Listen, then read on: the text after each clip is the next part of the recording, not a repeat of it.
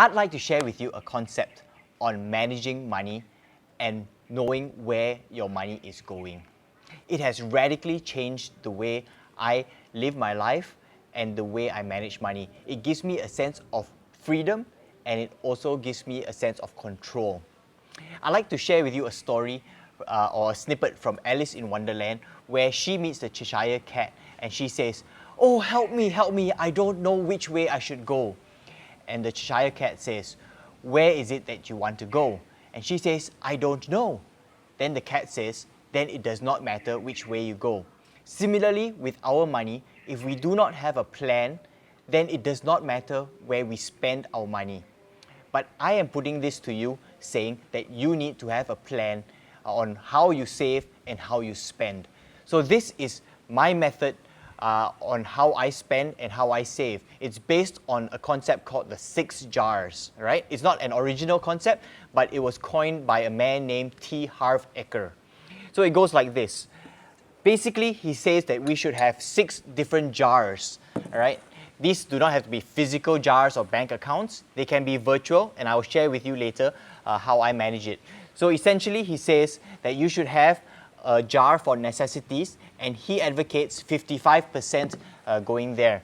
So what happens with this jar is you spend it for things like food, like your mortgage, or things that you need on pretty much a daily basis. So that's the largest jar that you have.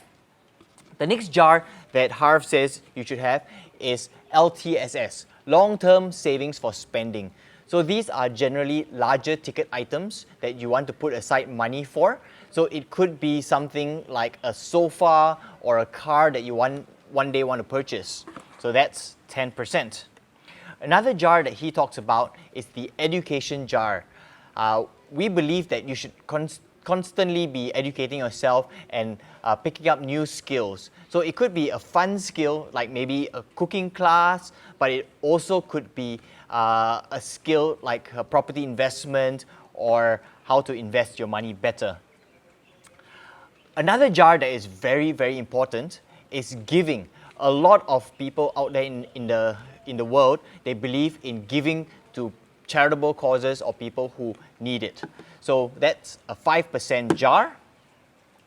And also, what's the point of living if we don't play some? So there is a play jar. So this is a really, really interesting jar because in this jar, it helps you to control your spending if you are one of those people who spends too much on play.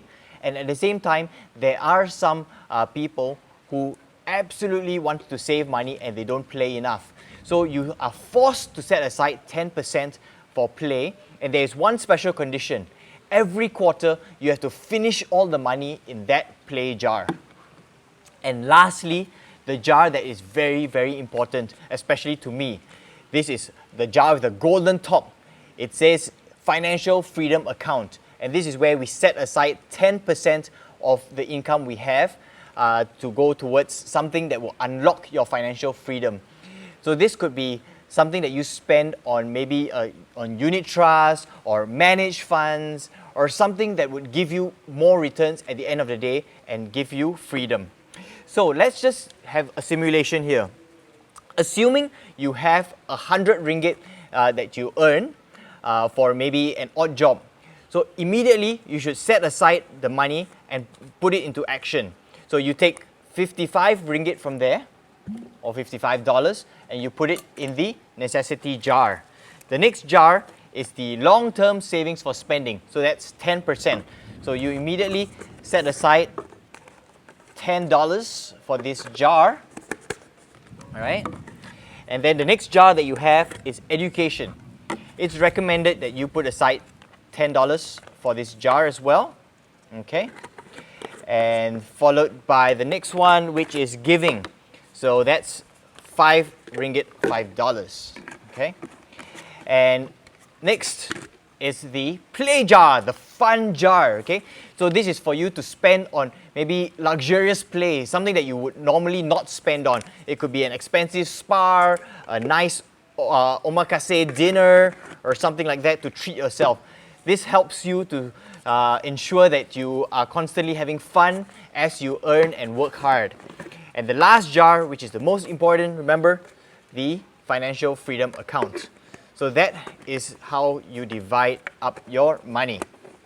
So some people say, what if I earn more or if I earn less? Do I strictly have to follow these percentages? I'm saying that as long as you have a guideline on how you want to save or spend, it doesn't really matter. For me, I'm a Christian, so I believe in actually giving more than 5%. So what I've done is I've tailored my spending or my saving a little bit. So I put aside a little less for education, maybe a little less for necessities, and I adjust it accordingly. So as long as you have a plan, it doesn't really matter. So the next question some people say then is, how should I manage it? It doesn't make sense to have so many bank accounts, and I absolutely agree. So what I do is I use an app to manage this.